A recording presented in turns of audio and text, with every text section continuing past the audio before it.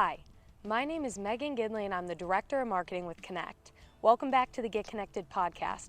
We're back in gorgeous Millersburg, Ohio at Windy Hill Farm. We're going to be sitting down again with Ted DeHass, the owner, and we're going to be talking a little bit about the traditional style of horsemanship and how he gets his horses to go from the start to the final product that you see. Let's dive on in. Ted, I'm excited to be back again. Thanks for sitting down with me. It's a beautiful morning in Millersburg, and I got the wonderful opportunity this morning to see one of your final products, one of your final masterpieces from your horsemanship. How did that happen? What did that look like? Well, years ago, I've always been very intrigued with traditional and old-fashioned ways to do things. And so I read a lot of books and I really observed a lot of old ways of horsemanship. And I read some very, very good books that were written, maybe some of them over 300 years ago, about how they would use their horses and how the medieval knights would train their horses for battle. It's fascinating. So, I'm here on the farm with a bunch of boys off the farm, and we just started applying ourselves to that. And we sought out the smartest people we knew that would do that type of thing, and did as much as we can to learn from them. And just came to the barn every day and applying all of that, and have enjoyed it very much. And I think the thing that I'd like for everybody to understand is how good a horse can get if we know how to do what we're doing. He already knows how to do all that. We just don't know how to get it out of him. We don't know how, like people approach a horse and they take. Well, we have to get him to where he'll give. We have to get that horse to where he gives to us and we don't take. Well, a lot of people are just taking and they're not receiving like his gift. So when we ride that horse and he allows us and gives to us his strength and his endurance, that's an honor. When we go and ride him and we take it from him, we put a big bit in his mouth and we spur him in his side, or we take a whip and we whip him, we're taking. Or we're taking him out on a racetrack and trying to make him run as fast as he can so we can win that race. We're just taking, he ain't getting. It's just not the way I want to look at things. So, how to end up with a horse like you saw today is, you have to realize that your horse will not be polite until you are first polite. I cannot beat goodness into him. I have to extract it from him. I have to let him offer it to me. But if I'm rude with him, he's going to be rude back to me. So actually, where it starts is with the people that I work with. I can't have a bunch of rude, roughneck cowboys working for me beating on their horses. I gotta have nice, polite, kind, good-hearted people that understand what we're trying to do here. That we can take that 1,200, 1,400 pound horse with the lightness of a feather and we could ride through fire. We didn't have to lay a hand on him with the lightness of a feather. But we've occupied his mind before we've occupied his back. So it never fails,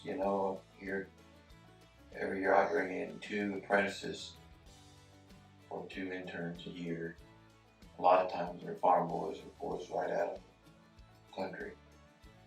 Or city kids, doesn't matter. But they all come in here, boy, they've been taught how to be horsemen. They think you got to take a hold of that horse and jerk on him a little bit, and all this and that. Well, I got to untangle that mess. Then we'll start approaching things a little more politely and a little more softly. And then that horse becomes so soft, you won't believe it. You know, the old Spaniards, they would tie a link in their rein with a horsehair. And if they broke that horsehair, they put too much pressure in that horse's mouth. Well, when I heard that years ago, that inspired me. And you know what? I have proven it is the truth that that horse can be that sensitive and that soft if we do our job.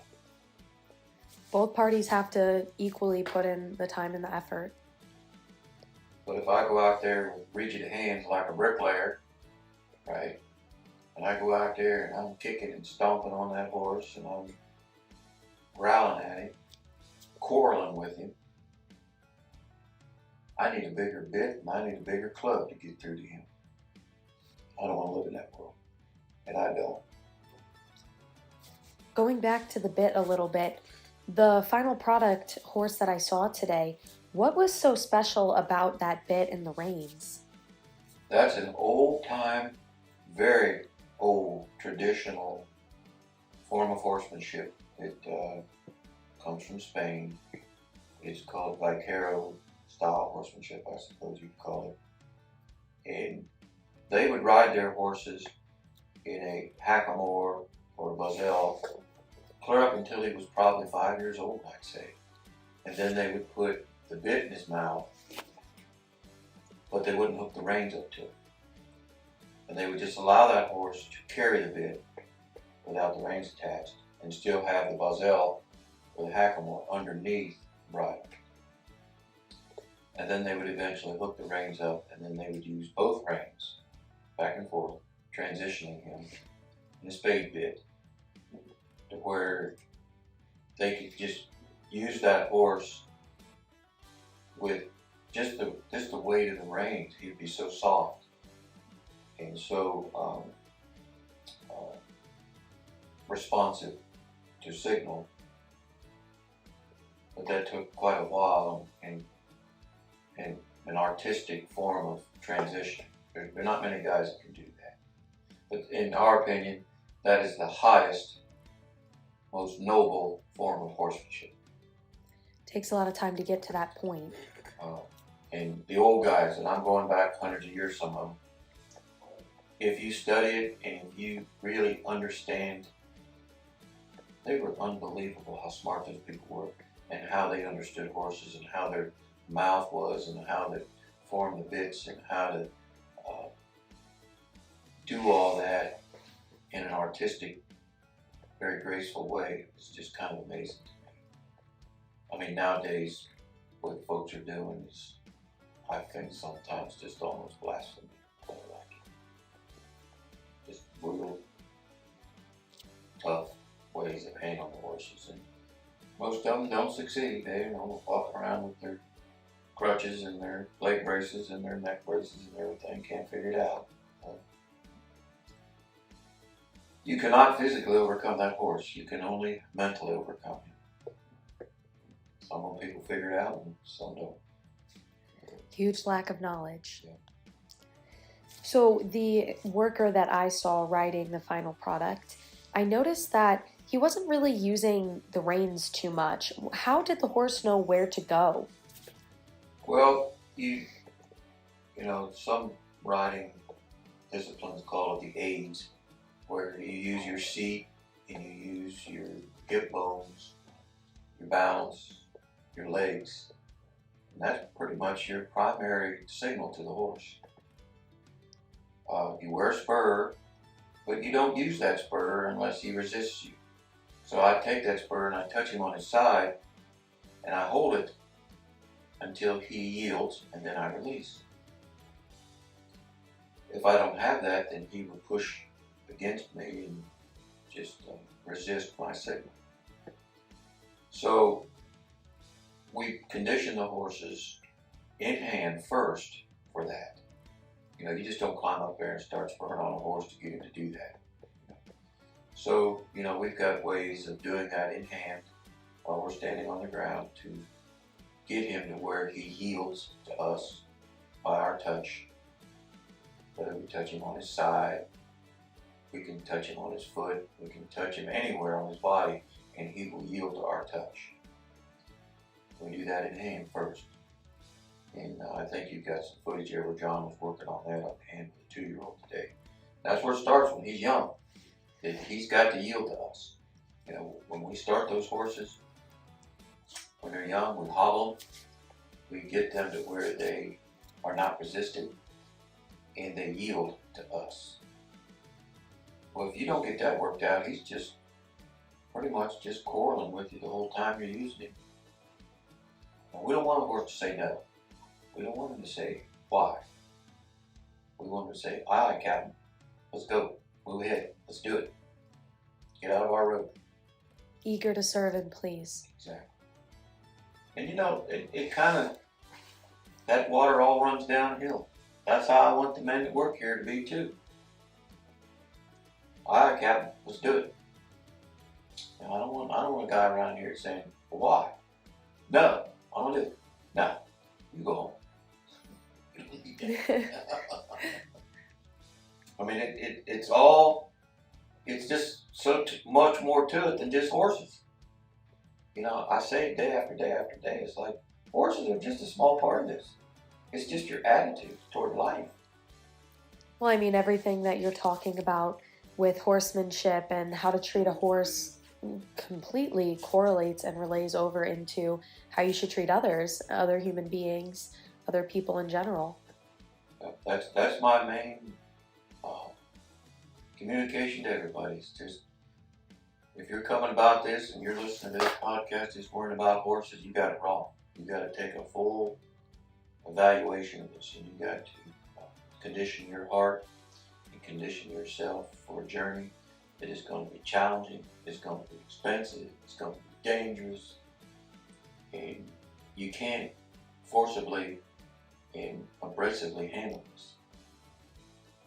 You can try, but I haven't seen it work out for anybody.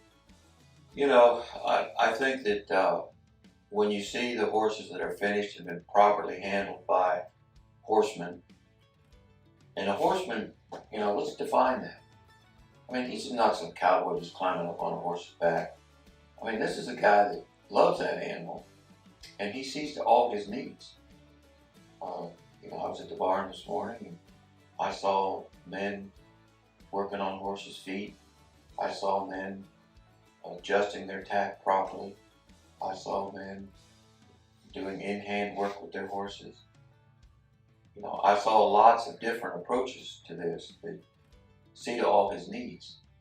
You know, I saw another guy, it's a nice sunny day here, take a horse out of his stall and go turn him out in a pasture to give him some fresh air and sunshine today.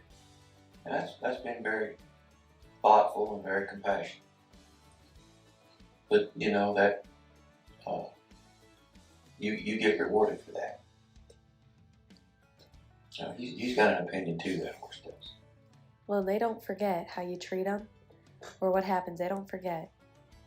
One time, we're down here working, and you know, I'm always evaluating all this stuff, and just I try to really be observant of things in general. And so we get a horse in, and the boy was working with me that day. I says to him, man, I can tell you right now, those people this horse came from, we wouldn't have liked those guys. Those were some tough, rough people. Those were some mean people this horse came from. And we're working with the horse, and this young man's like, yeah, I can see you guys. I said, man, I'm telling you, this horse, I mean, you've got to ask him twice to do everything, and he don't want to do nothing. You know, he's just got as bad attitude as the people he came from. All right, so the next day, this lady comes up the driveway and sells us a horse. We get on that thing. I'm telling you what, it was like a symphony band playing. It was wonderful.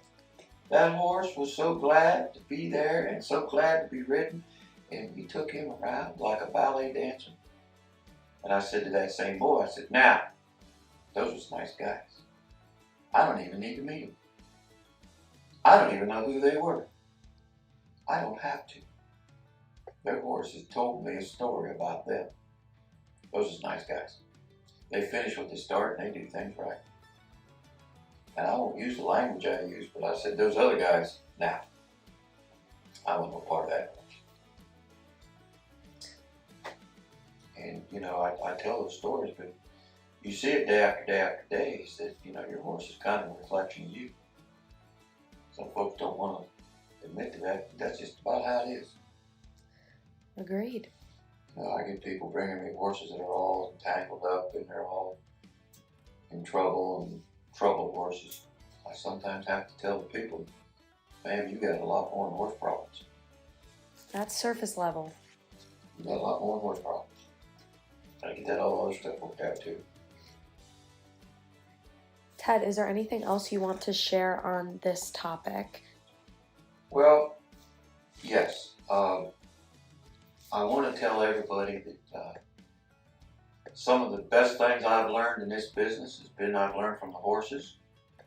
And I've also learned from books I bought on eBay for $8. I've learned from people that charged me thousands of dollars to teach me. You gotta learn from everybody. And actually I've learned from people that did things wrong just by watching how they did it wrong. And that this is a journey. And my caution to everybody is, you start at the beginning, not the end. Now, you expect to get on a horse like that big red horse down there and ride in the spade bit in a week or two. It's just not going to happen. It's not possible. So, start at the beginning, not the end. Be patient. Go through the process. And if you're not willing to do that, just pick up another sport. Because if you don't, you're just in the road causing a lot of ruckus. It's not necessary. Unnecessary stress. Well, Ted, thank you for all of this wonderful information. I look forward to hearing more. How was that? Do you think it was good? I miss Caitlin. She would tell me. Is that for me? Well, thank you. Thank you.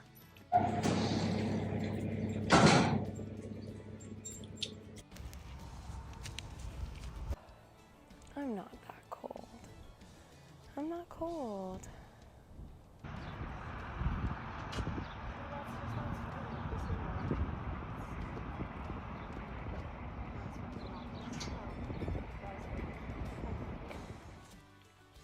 Thanks for tuning in to another Get Connected podcast. Make sure you stay tuned to our Facebook page and YouTube channel for more podcasts with this farm. Thank you for watching and have a great week.